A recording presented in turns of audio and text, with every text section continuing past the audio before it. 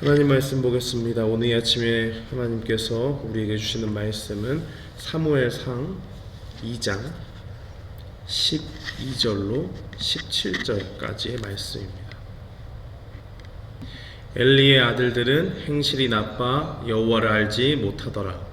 그 제사장들이 백성에게 행하는 관습은 이러하니 곧 어떤 사람이 제사를 드리고 그 고기를 삶을 때에 제사장의 사환이 손에 3살 갈고리를 가지고 와서 그것으로 냄비에나 솥에나 큰 솥에나 가마에 찔러 넣고 갈고리에 걸려 나오는 것은 제사장이 자기 것으로 가지되 실로에서 그곳에 온 모든 이스라엘 사람에게 이같이 할 뿐 아니라 기름을 태우기 전에도 제사장의 사환이 와서 제사 드리는 사람에게 이르기를 제사장에게 구워드릴 고기를 내라. 그가 내게 삶은 고기를 원하지 아니하고 날 것을 원하신다 하다가 그 사람이 이르기를 반드시 먼저 기름을 태운 후에 내 마음에 원하는 대로 가지라 하면 그가 말하기를 아니라 지금 내게 내라. 그렇지 아니하면 내가 억지로 빼앗으리라 하였으니 이 소년들의 죄가 여호와 앞에 심히 크면 그들이 여호와의 제사를 멸시함이었더라. 아멘. 오늘은 날마다 성경 사무엘상 2장 12절로 36절까지의 말씀을 살펴보는 시간입니다. 이 사무엘상 2장 후반부에는 홈니와 비느하스라고 하는 이 엘리의 두 아들들이 등장을 하고 그들의 범죄가 얼마나 심했는지를 나타내주고 있습니다. 그들은 분명히 이 하나님의 제사장으로서 엘리의 대를 이어서 그 직무를 감당하는데 굉장히 중요한 역할을 했던 사람들이죠.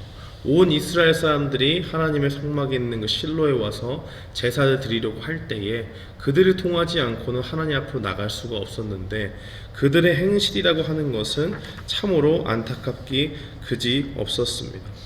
그들의 성품이 어떠했고 그들이 하나님 앞에 어떠한 평가를 받았는가 하는 것은 우리가 읽은 그 본문 말씀 사무엘상 2장 12절에 나타나 있죠.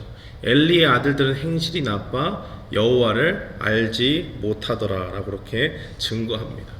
단순히 행실이 나빴다고 하는 것은 우리가 도덕적으로 그렇게 단순히 판단할 수 있지만 이들의 삶의 중심이 어디에 있었느냐? 온통 자기의 유익을 구하는 데 있었고 하나님의 영광을 이스라엘 앞에 나타내는데 전혀 관심이 없었다라고 그렇게 요약할 수 있습니다. 그들은 13절에 보니까 관습적으로 어떤 일들을 행했는데 제사를 드릴 때마다 자기들이 원하는 그 고기를 얻기 위해서 주어진 율법에 맞춰서 제사를 드리는 것이 아니고 그 율법에 맞춰서 제사장들이 마땅히 받아야 될 그 일정 부분의 제사 드리고 난 후에 받아야 될 그런 것들을 취하는 것이 아니라 자기가 원하는 것을 얻기 위해서 막 삶을 때에 그 고기를 마음대로 막 찔러서 그것에 나온 것을 보고 좋은 것을 취하고 제사를 드려서 태우기도 전에 그 날고기를 우리에게 달라라고 그렇게 이야기하는 것처럼 이 모든 행실들을 볼 때에 하나님께 드려지는 그 예배에 대해서 얼마나 경홀히 여겼는가 하는 것을 살펴볼 수가 있습니다. 사랑하는 성도 여러분, 우리가 이러한 모습을 볼 때 우리 자신을 살펴볼 수 있어야겠습니다. 우리도 여전히 하나님 앞에서 성도로 교회도 나오고 예배도 드리고 또 다른 사람들이 보기에 교회 밖에 있는 사람들이 보기에 우리는 교회를 다니니까 하나님을 섬기고 하나님의 말씀을 따라 사는 사람으로 그렇게 생각을 하지요. 그런데 정말로 우리가 우리의 삶 가운데서 그러한 성도로서 부르심을 받고 매주 교회를 나가고 예배를 드림에도 불구하고 우리의 행실이 마치 제사장의 직을 수행하면서 하나님과의 아무런 관계도 없이 그렇게 살아갔던 이 홈니와 비느하스처럼 그렇게 살아간다면 그것이 얼마나 하나님 앞에 큰 범죄인가 하는 것을 분명히 기억해야 됩니다. 이들은 계속해서 그들의 악행을 그치지 않습니다. 심지어는 22절 말씀에 보면 오늘 읽지 않았지만 홈니와 비느하스가 회막문에서 수종든 여인들과 동침했다라는 것을 드디어 엘리가 알게 되죠. 그 아버지가 이것이 얼마나 큰 범죄인지를 알고 경고를 하고 그 행실을 그칠 것을 이야기하지만은 그럼에도 불구하고 그들은 그 행실을 바꾸지 않습니다. 그런데 한 가지 더 중요한 것은 엘리마저도 그들이 그러한 악행을 하고 있음에도 불구하고 그들을 파면시키지 않고 제사장직을 너희는 할 수 없다라고 말하지 않고 계속적으로 그 일을 시켰다는 것을 볼 수가 있는 것입니다. 그렇게 되니까 하나님께서 도저히 이 가문에 희망이 없다 생각하시고 완전히 다른 곳에서 이름은 나타나지 않지만 여호와의 사자를 보내십니다. 그리고 그 가정 가운데 말씀하시죠. 너희가 이러한 악행을 저지른 그러한 행실을 알고도 엘리 너는 이 아들들을 막지 않았고 이 가문 가운데 죄가 풍성이 있다는 것을 우리가 살펴보는 바 너희는 이제 그 제사장 가문에서 그 일을 더 이상 할 수 없을 것이고 가족이 하나님 앞에 심판을 받는다라고 그렇게 이야기를 합니다. 그러면서 하나님께서 주목하시는 것은 바로 사무엘이라는 것을 볼 수가 있죠.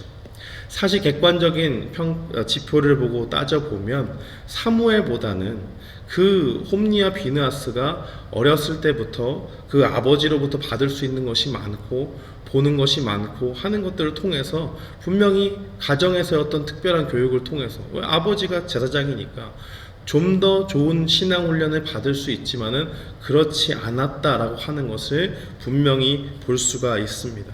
사랑하는 성도 여러분, 그러면서 하나님께서 어떤 말씀을 하십니까?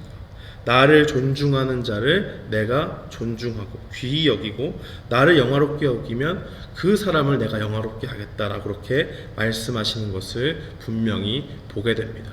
오늘 이 말씀을 기억하면서 우리의 신앙적인 부분들을 점검해야 될 필요가 있습니다.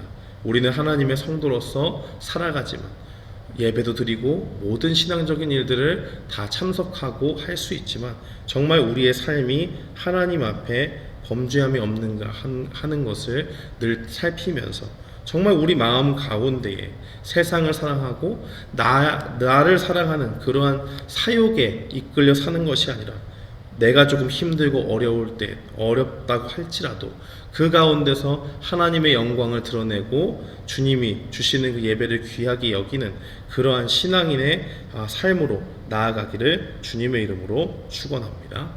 아멘. 우리